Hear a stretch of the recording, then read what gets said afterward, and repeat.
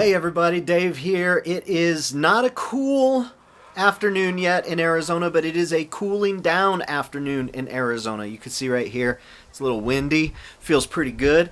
And I'll tell you what, I'm feeling pretty good about today's program, but not just today's program. Tomorrow is our No More Guessing online clinic. We've got dozens, maybe even hundreds of questions, that at least 100 maybe, that have come through, folks wondering, man, I'm guessing about this. What is the actual truth? Well, that's what we're going to talk about. You can still register if you have not. It's absolutely free. That's our favorite F word.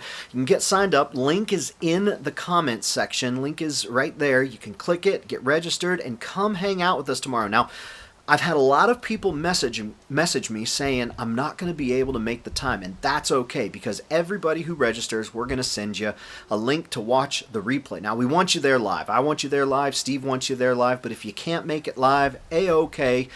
Watch the replay. But today's program, we are going back. We're whetting your appetite for Why Does My Mule Do That? We're going to replay our clinic that happened in June. I want you to enjoy it, and we are going to see you tomorrow, September 3rd at 5 p.m. Pacific.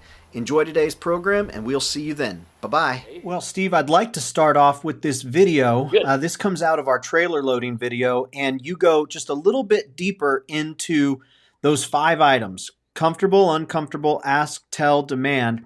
And you talk a little bit about getting out of my space. So I'd like to start there and then go into some of that ground foundation work with the come-along rope. Does that work? And it's going to communicate to just the right places. Now remember I said the mule needs to learn comfortable, uncomfortable. All right, so with it being comfortable, uncomfortable, he's also looking for a release. So as soon as he does correct, I want to make him comfortable and say, that's what I'm looking for. And then he'll start saying, oh, if I do this, you're going to give me comfort, and I'm going to get comfortable again. Okay? So that's what the come-along hitch does, because of the release. And I'll show you that how this goes here. Come here, good mule. I cannot emphasize enough. Disposition, disposition, disposition. I don't care about color, I don't care about age, I don't care about training, but if we got a willing disposition like this here, oh, head drops and life is good. It's not a matter of a lot of wet saddle blankets, it's a matter of, if I get a disposition, I can do things a lot quicker, a lot easier. So I take my rope, and I kind of scratch on him a little bit, and I bring it on up. Okay. And I love it when they drop their head, okay? And then I go, I'm not that short. Come on down. All right, so I go right to left. I come around again, right to left. The second one goes above the first one, all right? Then I feed with my right hand. I pull up with my left hand. Now notice how the head is staying down. Right ear first, left ear second. Now, at any one time, what I don't want to do is be training, and my thought is to only put the come-along hitch on. That's not it. What I don't want to do is have the head up in the air when I'm trying to put the come-along hitch on. Right. When the head is down, nose tip to the left, I've got all 5 major neck muscles loose. I've got relaxation. That's what I'm looking for, okay? So it's not important to put the come-along hitch on. It's important that I put it on with his head down, nose to the left. If his head is up and he's moving around a lot, I'm going to stay right there until he gets quiet. I'm going to pet on him and rub on his eyes and just kind of tell him, this is a good place to be. Yeah. You know, I'm a good guy, and you're going to be comfortable. I'm going to do the best I can to be a herd leader and to show you comfort. It's important that we show them comfortable, uncomfortable. It's important we teach them ask, tell, demand. A mare, when she says, get over there, she pins her ears. Yes. Okay? And then you don't move. She pins her ears, she swishes her tail. So she asks, then she told, and now she demands, she spins and kicks you. Right? Okay? Isn't that what they do? Isn't that what they do with a big guy? That's what they do, you see. But instead we go, oh, don't do that, Fluffy. Oh, don't hit the mule, because he won't like you. He's going to say, is that all you got? You're not a leader, I'm the leader. Is it important that he understands where the space is, or is it important for me to have my comfort zone? He can step on me, make me very uncomfortable. So I want to have him to be where I can reach out and touch him. My elbow is still slightly bent. That's as close as he can be. I don't want him to be in my space at all, because he can step on me. So pretty soon he learns that this is my space, and if he comes into my space, he's going to be made uncomfortable. That's awesome, because it gets the point across of asking, telling, demand. It gets the point across of comfortable, uncomfortable. And that's the whole thing when it comes down to the difference between using a halter and the come-along hitch. The halter communicates just in a few places and is not quick to release. The come-along hitch communicates to the back of the pole, across the top of the nose, underneath the chin, and as quick as you give it to them, they got released. So that was perfect. See my hand on the nose? Hand on the nose. Oop, we a little ear shy problem too? Not normally. Hand on the nose, get some relaxation. Relaxation, this is saying, oh, Fluffy, it'll be okay. It'll be okay, Fluffy. Rubbing on the nose, getting them relaxed. I can feel the stiffness in her right now. So just kind of relaxing, rubbing on her, right ear, left ear. When the mule's all stiff like that, what's he saying? What? He's basically saying, I'm uncomfortable with what you're doing, and I want to be comfortable. Right to left. Right. So that's the whole purpose of them dropping their head, is loosening all 5 major neck muscles. And you see, this mule didn't have an ear side problem, but all of a sudden I moved too fast. My hand on the nose right here, and I got my other hand right here on the lead rope. This is important. So I'm going to rub around my hand here. And he's still real stiff right now. Doctor works on you, you're not sick, right? See the ears? Stand right here. What are the ears saying? The ears are saying, I'm unhappy with what's going on.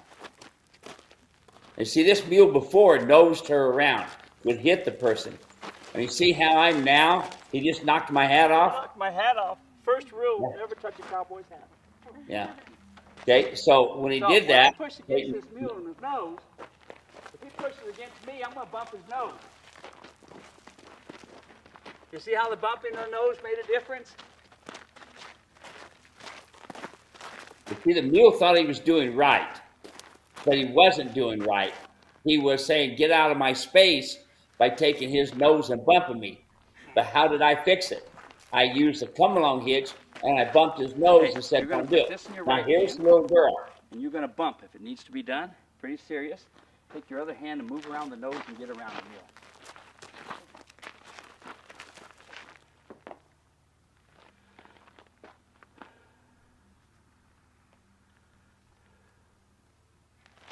There you go. Good timing. Wow. All right. Okay, do it again. Stop right there a minute, Dave. Okay, folks, here, this is really important. See, the girl's timing was good. Notice the mule bumped her. What was the mule saying? You go ahead and show this part. What was the mule saying? Get out of my space. But that you're the herd leader.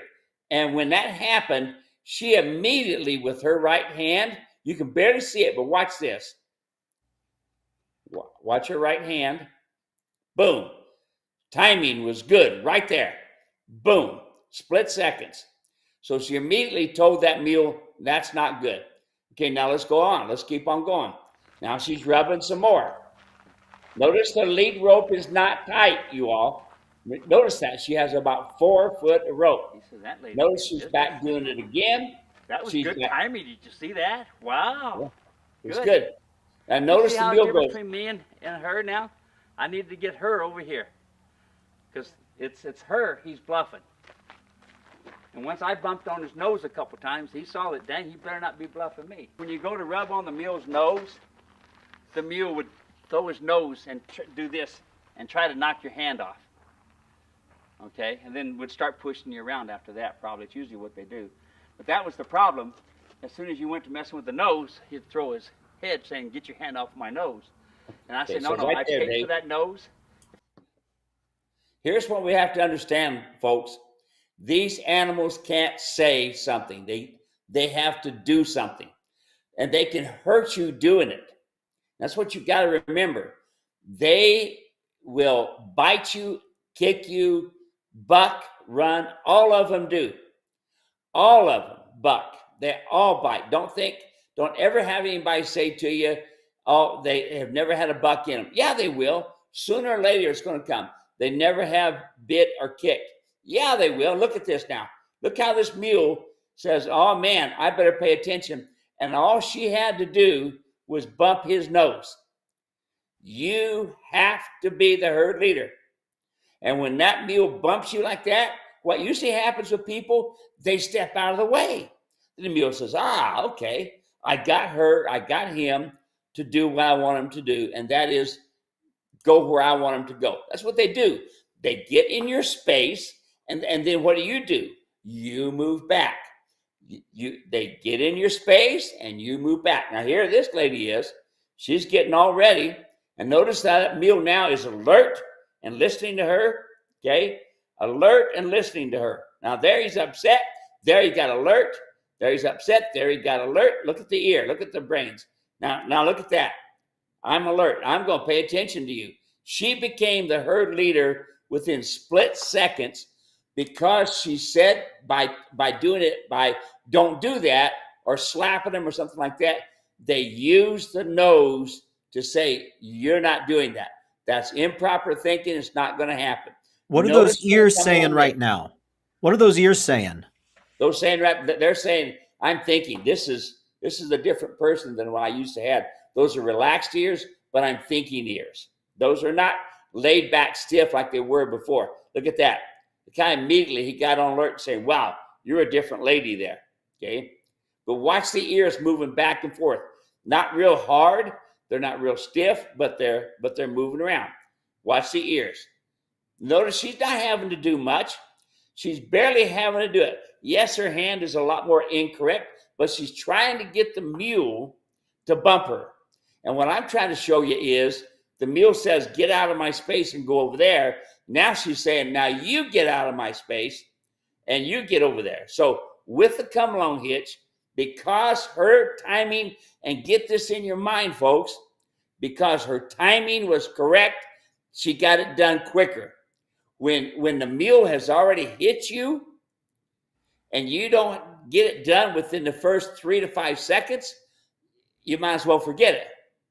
You have to get it done right now. Boom, has to get done. Okay, now if the mule, let's go back to this. People say, I don't want to make him mad at me. Well, you better, because if that mule would have pinned his ears, he could have bit you, he could have kicked you, he could have pawed you with the front one, okay? So what I'm trying to point out to you here, folks, has to be your timing to make it right. Victoria asked, will these tips work on donkeys too? And I said, absolutely. Steve, will you just tell us why they will work on donkeys and if there's any place where the donkey and the mule will separate and things are different? Folks, here's what you got to think about. Where do the brains come about with this mule? Okay, it's not all the horse, it's not all the donkey, but if I have to really put where the brains are, it's going to come from the donkey. The natural way that mule learns to walk and take care of itself comes from the donkey. Donkey automatically watches and sees what he's doing. The horse plods through. The horse tends to jump over top of draws, over top of water puddles and stuff like this. Mules tend to think about it, move around at it, and this sort of thing. Horse tends to have a lot more flight and fright where the mule don't. But so with a donkey, for the horse, where the mule doesn't. So when it comes to these donkeys, whatever you see me do with the mules and the programs here, you can do the same thing. Just what you have to remember is this: the donkey is not as reactive. Now you can have the odd one, be very reactive. It's possible, but they're not as reactive. In other words, if all of a sudden they have something wanting to attack them, they're more to fight than they are flight.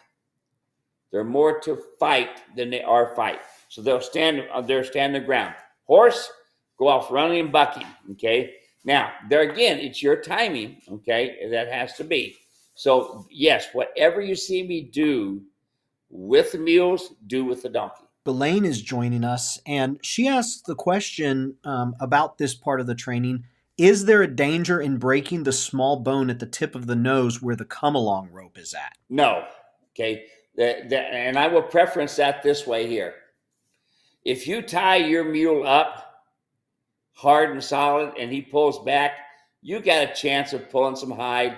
I can tell you I've never, ever, never caused any type of problems with any kind of nose. That halter was a little too low. It should have been 2 fingers above the nostril, but I wanted some quick results. And I knew that we didn't have to do a lot of work. We needed to just get the timing go. Can you break something like that? No, okay? You got more problems with a nylon halter with the metal sides on it that go up into the cheekbones and actually can even crack the cheekbone with that metal that's in those nylon halters. You can actually take off more hair from a nylon halter. It ends up being almost like a wire brush from a nylon halter. And nylon halters, the only thing they do is teach bad habits because the mule can brace against it. So it's very, very important that you understand the most important tool that you have is your hands on that lead rope. Because if you can't get it done timing wise on the ground, why are you getting in the saddle? I've got one of my clients, Michael, here in Chandler, and David, and he tells me, he says, Steve, I am amazed at how my mule has changed when I quit the riding and started building a foundation on the ground. He said, my mule has now come around 360, wanting to spend time with me and this sort of thing. Yes, folks, yes, you want to ride, but if you don't spend the time being the herd leader, you're going to pay for it in the saddle, and hitting the ground is no fun. Harley says, why does my sweet 2.5-year-old gelded mule fight me on everything? I have to use food to bribe for anything. I've tried the halter and the come-along. I bump him and he rears up, just snatching away. Folks, you don't have a dog that's going to do good with food, all right? Now, don't you think about this. The mule takes off running, and how are you going to try to stop him? Give him a carrot? Ain't going to happen, okay? If your come-along rope is not working, it's not its fault. It is your fault. Your timing is off, period. Your timing is not correct.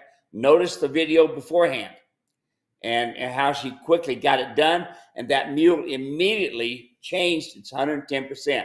So food, rewards, folks, do not work. All they're going to do is cause you problems.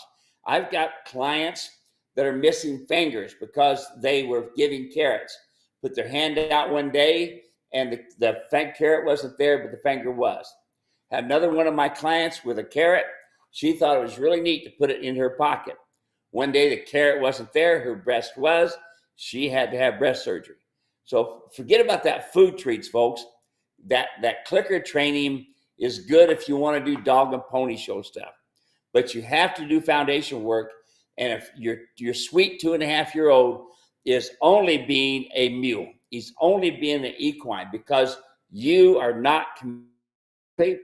He sees the holes in your communication through your lead rope, through your come along rope, and he knows how to get around you. So all he's doing is being an equine. Just like the lady earlier, she was getting bumped by her equine, okay? She was getting bumped because that's his language that says, get out of my space and move over here.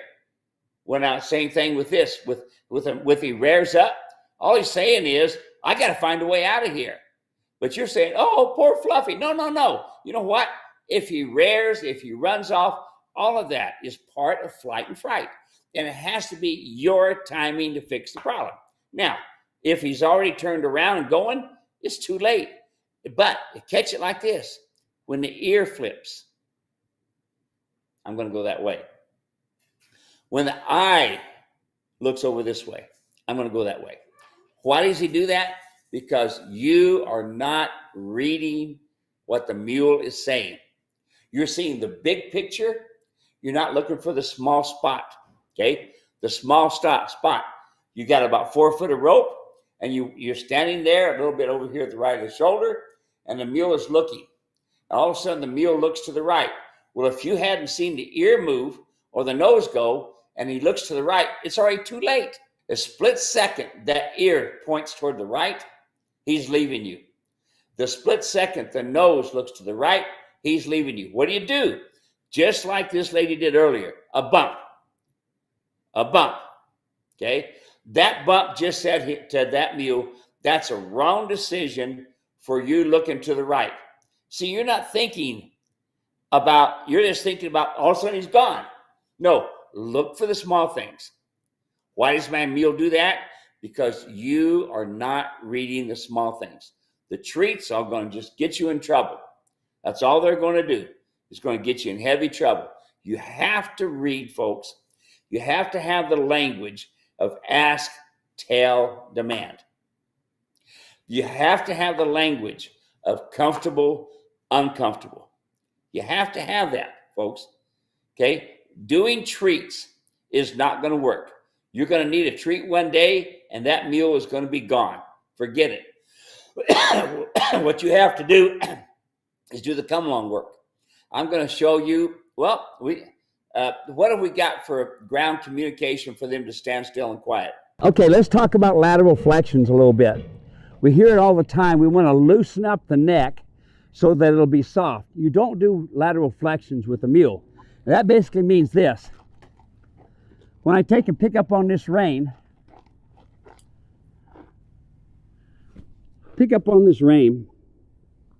I bend the head around. See how she's stiffening up? So a lot of people think that's bad.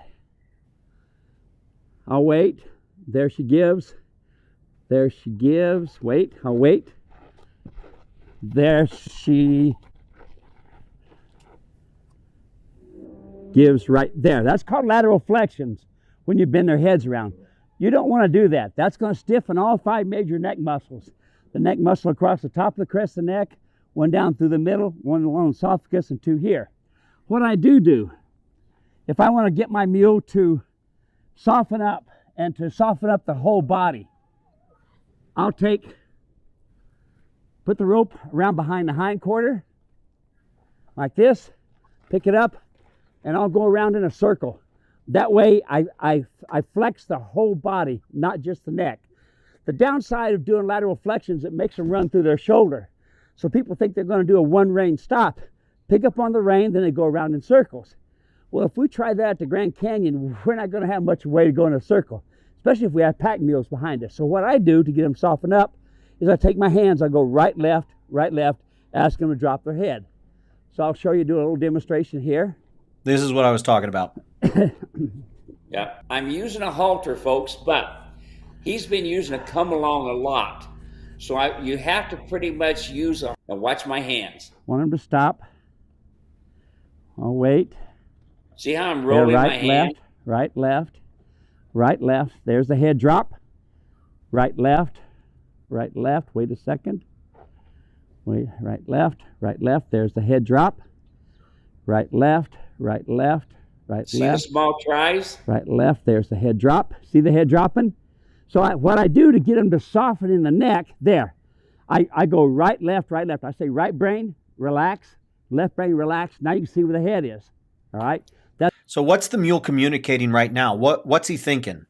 He's thinking, all right, my neck, all 5 major neck muscles just relaxed. Now I'm comfortable. Notice how the mule's ears now are alert and listening to me. He's looking at me with the left brain. And even though, folks, this halter is misadjusted, I was able to get a little bit of getting relaxation, okay? So what the mule is saying now is, wow, you're not pulling on me. All you're doing is barely touching my nose, and all I have to do is drop my head, and you give me release.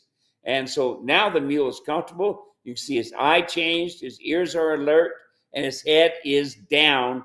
And the only type of softening that I do on the neck at all. Just right, left, right, left, and then it'll drop. So, and What's then his when ears saying right now? They're kind of off to the side.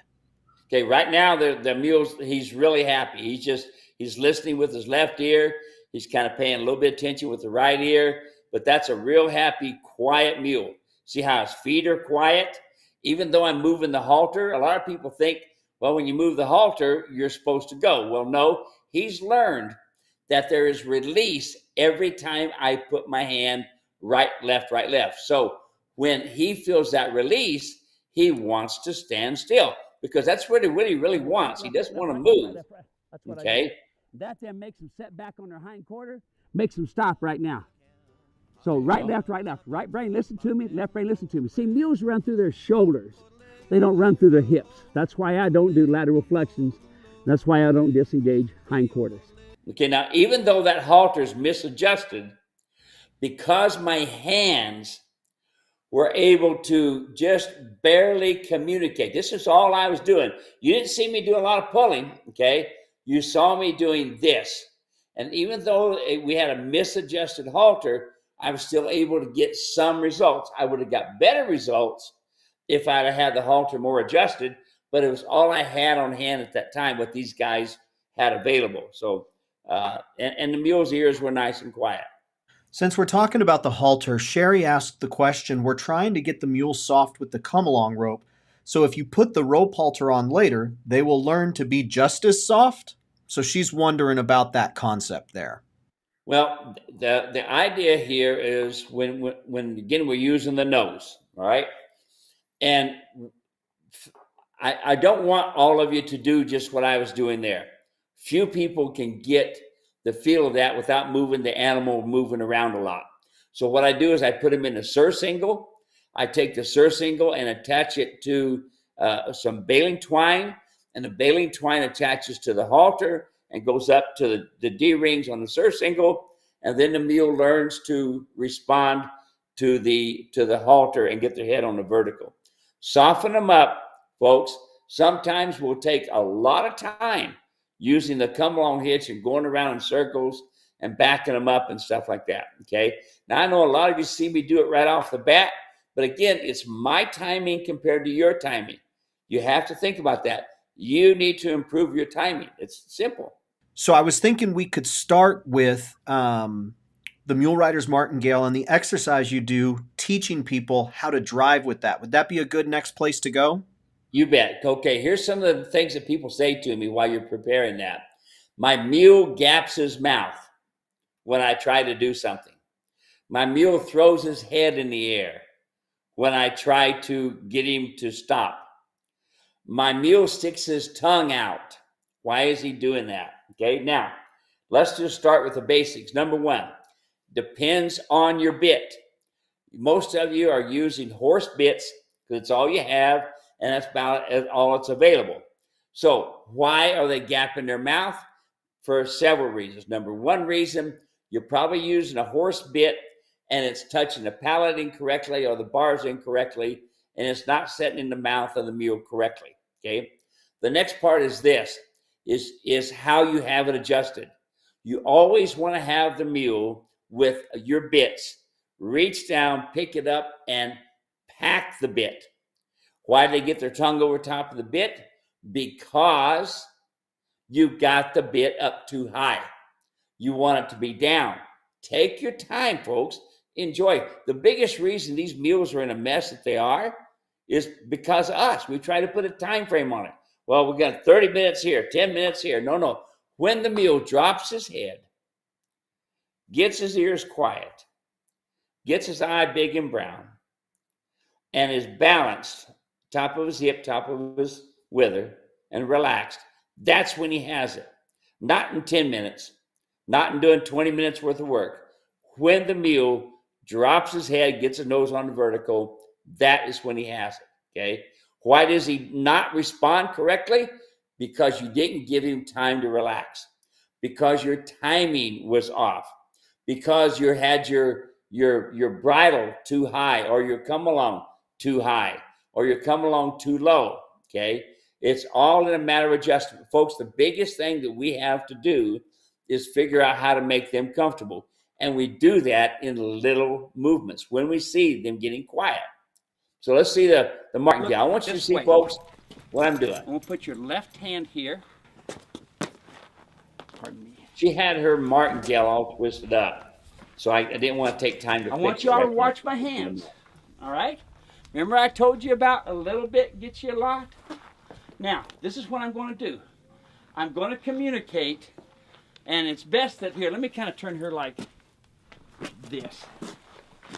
There, all right? All right, now, she's not going to see. She's looking straight ahead. I'm going to first communicate to this part of her body, and then I'm going to connect it from here to here. Then I'm going to connect those two to here. All right? She's going to look straight ahead. I'm going to keep her shoulders square. I want you to watch my hands. This hand is only going to do this. This hand is going to be perfectly quiet. Ready? You got a hold of the bit? You got a hold of it good? Yes. Okay, now watch the first place I told you about that's going to move. Here's my first communication to her.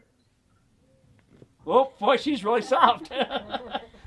Wow. All right. Now I'm going to go ahead and increase the intensity. Wow. Okay, do you see that? Do you see how much my hand moved? All right, now let's watch this. Watch this hand only. Take you over here like this. Okay? I'm going to stop my mule. Okay? Are you ready? Okay, now go forward. Now watch this hand and watch this foot. Okay, now go forward.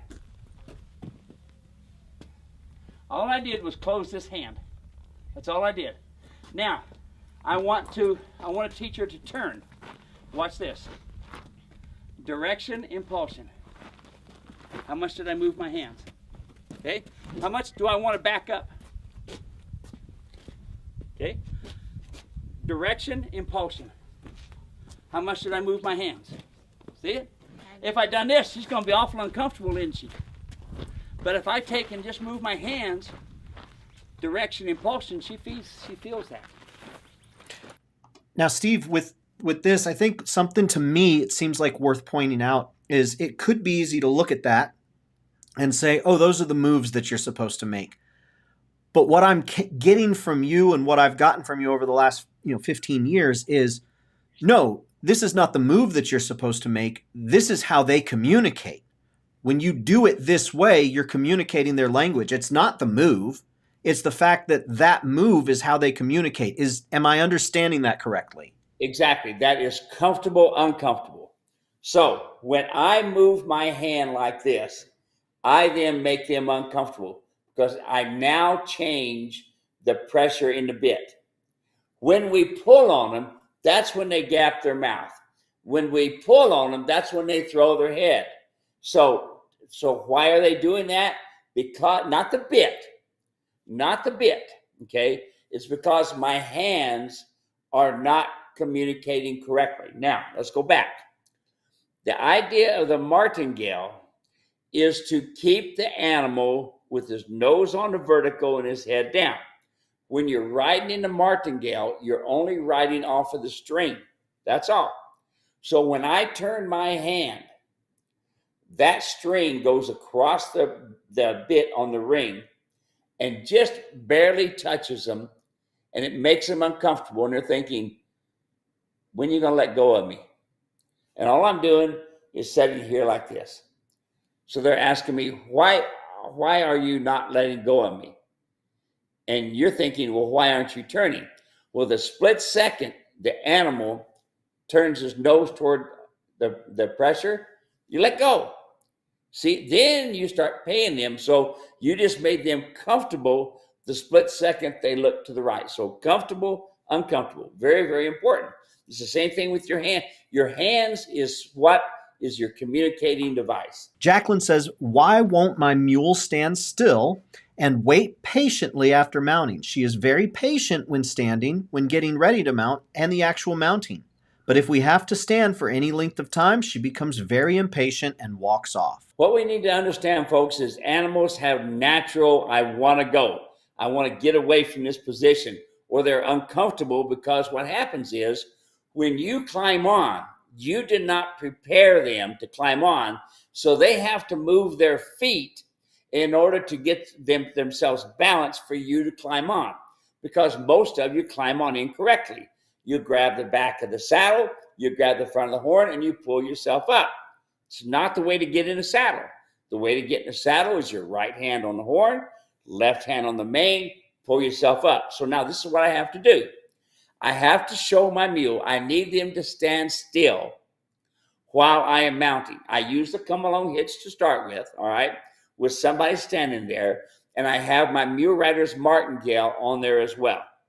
Now, the first thing I do to communicate to them I am getting in the saddle is I take a hold of the horn and I shake the horn really good.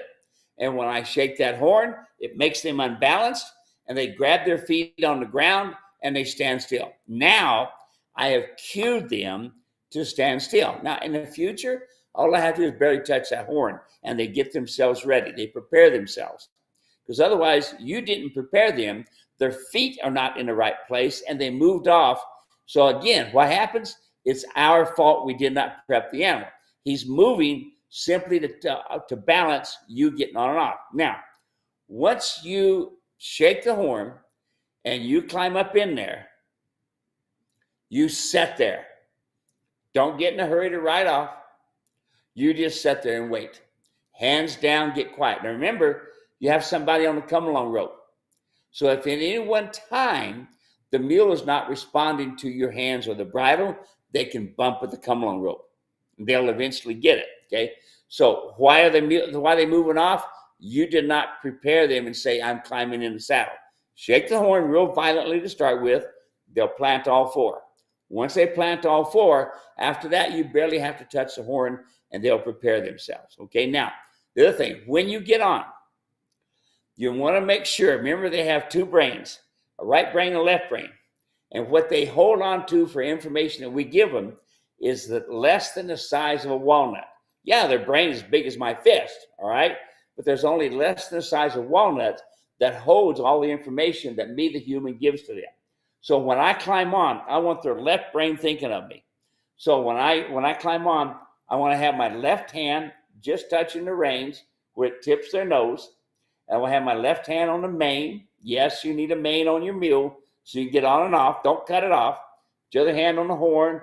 And while they're climbing on, you watch the eye and you climb on. Okay? At any one time, if that head changes, you make sure you stop because he's getting ready to leave. So again, what do we got to do? Teach him a cue to stand still. Have the left brain listen to you. And when you climb in the saddle, sit there, come back, get the mule centered, and just sit there and wait. If he goes to move, right, left, right, left. Anytime they're doing something incorrect, like moving, right brain, listen to me, left brain, listen to me, right, left, right, left. When you do that, the mule will say, I'm going to be made uncomfortable when I choose to move, but my herd leader says that I need to stand still, so it's easier on me to be comfortable to stand still. The next question we have, this one's from Bob. He says, why won't my donkey move when I get on?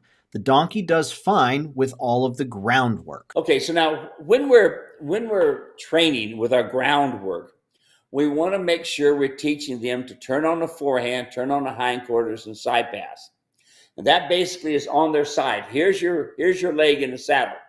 When you move your leg forward, that moves the front end over. When you move your leg back, that moves the back end over. So that teaches the front feet and the back feet to move as you move your leg with leg cues. All right, now, it's imperative, folks. Everybody has to ride with spurs. You're not hurting the animal when you do that. You're asking, telling, demanding. So you ask with your calf, tell with the side of your stirrup, and demand with your spur. When you do it that way, it is exactly as the mule understands it. The reason he doesn't move is because you are not communicating to move off. So how do you do that? You take your legs and you use your calf and you go right brain, right, left, right, left. And your hands need to be down and just in front of the horn. Because here's what happens. We tend to pull on the bridle the split second the animal starts to move. So when that happens, when they start to move, we need to be using our hands, okay, to make them stop, but we need to do right, left, and we need to sit quiet, okay? When we use our legs to go right, left, we put our hands down. That gives them a place to go. Now they know where to go forward. But if we pull up on their bridle, well, a lot of times we do it out of fear, and we're using our legs, they're thinking stop, go. So you have to wear spurs, okay? And you can start with spurs on the ground. That's a very good idea to have it in your hand, to ask with your palm of your hand. That's the same as your calf. A tail with the side of your hand with stirrup, and then use your spur. So you have to use both your legs and your hands to get them to go forward. Victoria wanted us to address ear shyness, and I've got this clip here of ear shy. So I'm going to go ahead and play this. The question, though, is really, what is the mule telling us in, like, when we're dealing with the ear shyness? So here's the clip. Okay, this is how we go through the steps of putting a bridle on a mule that has ear shy problems and this sort of thing. So again, we go through the same process, tipping the head to the left. Notice how she has her hand on the halter, and the mule's kind of on the fight, but she goes to rubbing on him. And we're not interested in putting the bit in right now. We're interested in putting the bridle up over the ears. And all of my mule riders, martingales, and my regular bridles have a lot of ear room, especially my mule riders, martingales, because they are training. They are for training. As you can see, that mule rider's martingale is made out of beta, and there she goes up over the one ear, the next ear. Notice we're not putting the bit in right now. She rubbed on him with the bridle. You can see how big an ear area we've got. We've got a lot of room, and that's what you want when you're training these colts. A lot of room so that you don't pester those ears. And notice how she went over the ears. Didn't try to put in one ear at a time right now. And notice she's now going back to petting, scratching, rubbing on the mule. That's what we want. We want to be able to pet and scratch on them and get them relaxed. And once they get relaxed and this sort of thing, then we go back and now we put the bit on. Now notice what she's going to do. She's going to use her little finger and go over and rub the inside of the mouth on the right hand side. So we'll change the camera settings here and work over there and see what she's going to do. She's going to take her middle finger and she's going to rub on the bar of the mouth. Notice how loose she's loosened up the bit. She's getting the bit set up in her hand so that she can use her middle finger and rub the bar of the mouth. And then, of course, the mule's a little concerned right now, but she's rubbing. Notice the mouth starting to open, and as she starts rubbing on those bars, and as the mouth gets open, she then feeds the bit right into the mouth, nice and slow.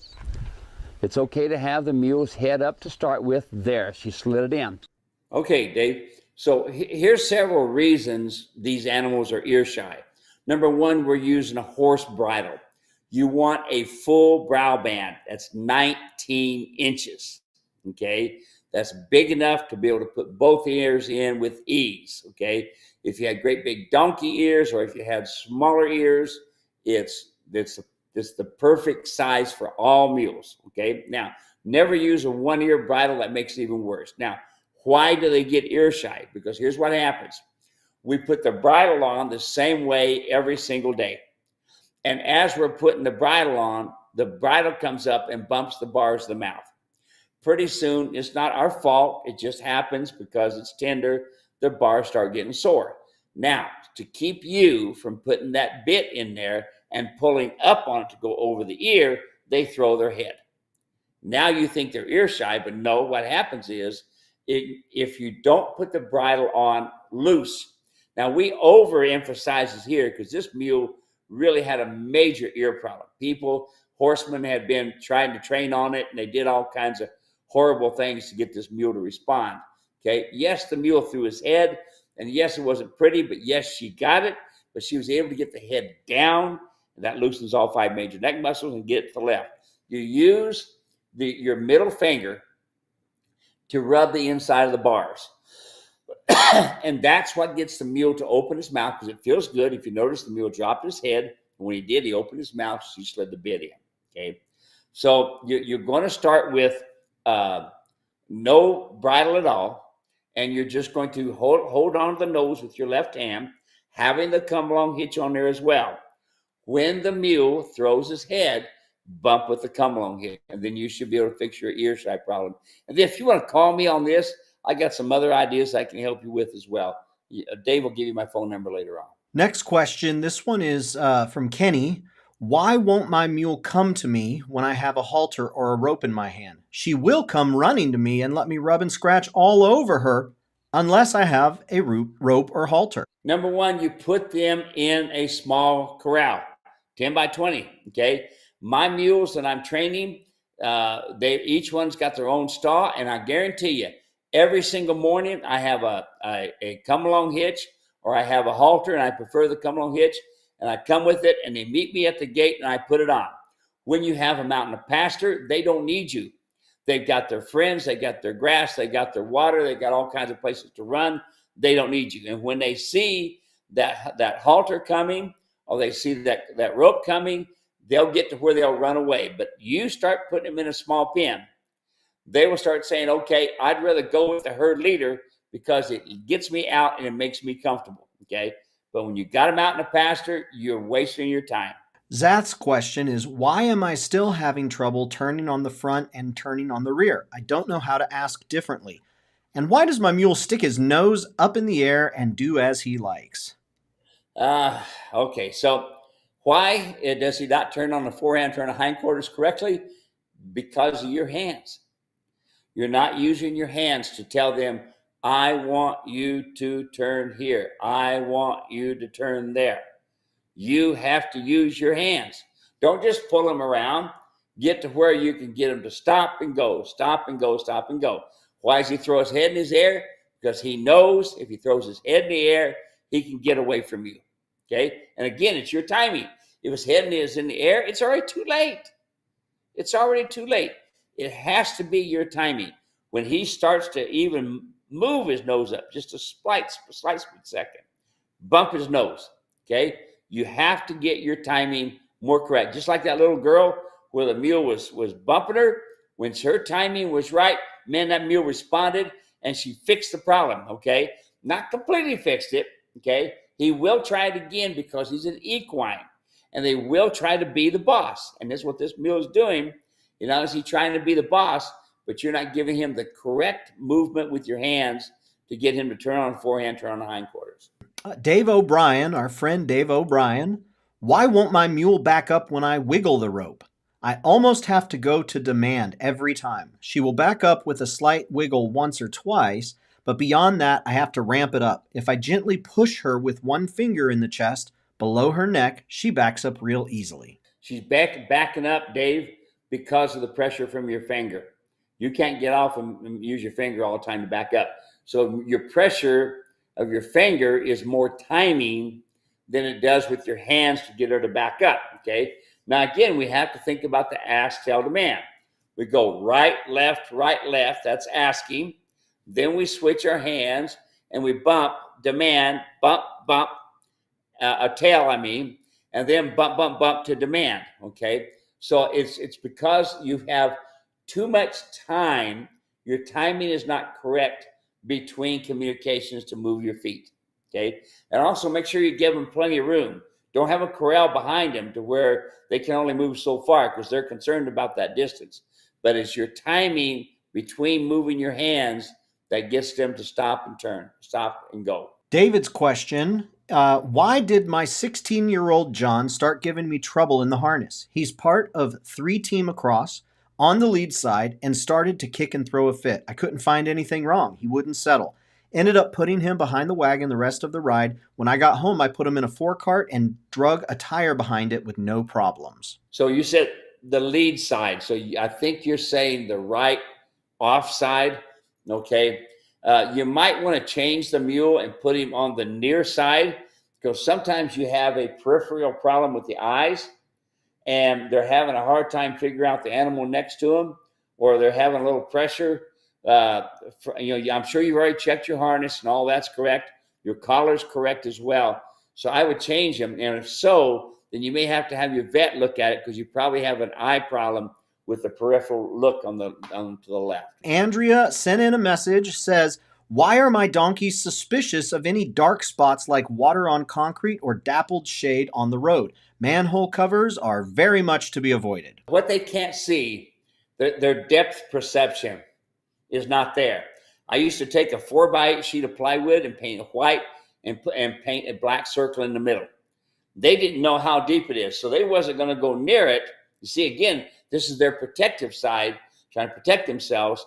So when they hear the hollowness or they feel that it's too deep, then their perception tells their brain, hey, you're in trouble here, back out, okay? So is it important? No. Can you eventually get them to walk across manholes? Oh, yeah. I've done a lot of parades using my 6-ups and this sort of thing. But what I did it with my come-along hitch first. And I used my come-along hitch to take them across, okay? Now, I didn't just go right at it. Here's my manhole, or here's my river, or here's my ditch. I go left, and the right eye sees it. I go right, and the left eye sees it. And I keep always pointing toward the problem. Right, left, right, left. And eventually, they'll get to where they will go across the problem, okay? But there again, folks, it is your timing. And you always want to go toward the problem, just like getting in the trailer. People say, or crossing over a river. Well, they back them away. Well, the split second that you backed them away, you gave them what they want. Even though it was a split second or two, you gave them what they want. Question from Sherry. Why is my mule head shy? I think he might have a prior injury to the top of his head by his ears. I can see an old scar, of course. I can see an old scar of sorts. How can I overcome this with him? Okay, so you can overcome it with him by getting him to do like we've been talking about. Start rubbing on their nose. Their nose says yes, no, correct, incorrect. So when you're trying to rub with your right hand around the eyes to get up on the ears, you got your left hand on the nose. When the mule goes to elevate his head, he's worried. Again, it is your timing that helps the problem, okay? Your timing. So when the mule starts to elevate his head, you squeeze the nose. You squeeze it, and that tells them you're going to be made uncomfortable when you elevate your head. You don't want to put a bridle on with their head elevated. You want the head down and turned. Now, folks, it is not, the majority of the time, it is not an injury that causes the problem for ear shy. The majority of the time, it's not from earing them down, because I have eared down a lot of mules, okay? It's mainly because our timing wasn't correct when we put a bridle on, or our timing wasn't correct when we put a halter on, okay? Now here's the timing. The head down, nose to left. That loosens all 5 major neck muscles, and it gets the mule physically and mentally ready to put it on. So your hand is on the nose. You go slowly, as you saw her do in the video. She moved her head slowly, and then she moved the right hand, left hand, but she was able to bump the nose and say, don't do that, and they'll get it. Is it going to take time? Yes. Ear shy is one of the toughest things to fix, but it's going to take a lot of timing on your part. Do not, okay? Don't any of you buy those snaps that go in behind the ears and snap in. Why don't you fix the problem? It's kind of like having a problem with your car, but you just kind of overlook it because it keeps running. No. Fix the problem before it makes bigger problems.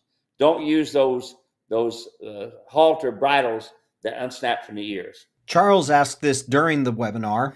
Why does my mule pull back while tied to the rail whenever we start tightening the cinch? For one thing, you shouldn't be tying him to the hitching rail. Teach him to stand still and quiet with the come-along hitch, and then be able to tighten them up. Now, I tighten the back cinch first and the front cinch. I tighten the back cinch where it's just touching the belly. The front cinch is not touching the belly, and then I move him around. Then when I move him around, I'll tighten up the back cinch a little bit more, the front cinch just a teeny bit more, and then I'll move him around. What's happened is people try to tighten their cinches real tight with the mule standing still. And he doesn't get a chance to get used to being moved around in the saddle. So you tighten it a little bit and moving it. I do not tie my mules when I'm saddling. I've seen people get hurt real serious when mules have had nylon halters on them or improperly rope adjusted halters, and they have no respect for them. So do that. Use that technique of tightening the cinches a little at a time. Back cinch first, front cinch second. Now, if you're using a horse saddle, when you tighten that front cinch, you're putting pressure up on the 6th and 7th rib. And yes, you're making him uncomfortable. What's he trying to do? Move so that he's not so comfortable. So there's your thought right there. Now, if your saddle has billets, in other words, leather billets, then your saddle is creating problems with the fit, and you can't get the saddle balanced correctly with billets on your saddle. Sherry says, we're trying to get the mule soft with the come-along rope. So if you, we already answered this one. We already answered that one. Kristen asks, how can I best prepare my 2-year-old for his first ride? And I'm guessing she's talking about 2-year-old mule, not a 2-year-old child. Okay, so best preparation is doing all your groundwork and going into your surcingle, using a surcingle with a rope halter, using a surcingle with a martingale, using a surcingle is going to have your breeching on it. All those are preparation. It's not, folks, don't go out and buy some cheapy saddle and put on there and think, okay, I got a saddle on its back. No, you are hurting the mule's back. Do everything correctly in the beginning, because remember, you're trying to teach the right way and not the wrong way to get the animal to respect you. And like I was telling the other guy before, he was saying, how the mule didn't want to stand still and this sort of thing. Well, look, or didn't want to be caught to go out with the lead rope. If you're hurting him all the time, why does he want to go with you? Why? Okay. Why not teach him that you're a good herd leader, and as long as he's with you, he's going to be comfortable. Just like my client said to start in the very beginning of this program, when my mule is happy, I am happy. Why does my mule seem to take hours to get his head down when he's trotting? When he's walking, the halter and surcingle, he does great. Is this normal? Yes, that's normal. Okay. And it could be too that maybe you have your baling twine too tight going to the halter, have it real loose. That was one of the things that Dave was saying. He all of a sudden, the mule was dropping his head and getting quiet. He said, Steve, all I had to do was loosen up the strings. You see, if you make them tight, then you're making the halter work. If you've got them loose and it's just a light amount of pressure on it, the halter is working correctly. Marcia says, does the training time limit still apply if you are training more advanced riding, such as figure eights or roping cattle? Loping, figure eights, and working cattle, timing is extremely important, okay? Especially when you're doing figure eights, because you're doing lead changes in the middle of the figure eight. So yes, your timing is important, and it's important that you use a martingale when you're doing this and not a finish bit. Always remember, your finish bit is not for training. Your finished bit is for finished work. But when you have to fix a problem, or if you have to make something correct to build a foundation, it's imperative you use the mule rider's martingale. Thanks, folks. Appreciate you being here. We will see you again very soon. Support at muleranch.com if you need anything. 602-999-6853. Leave a voicemail. Steve will get back to you. Gain the trust of your animal. Get results. We're here to help you. We want to help you. So reach out if there's anything we can do. Take care, everyone. Bye-bye. God bless.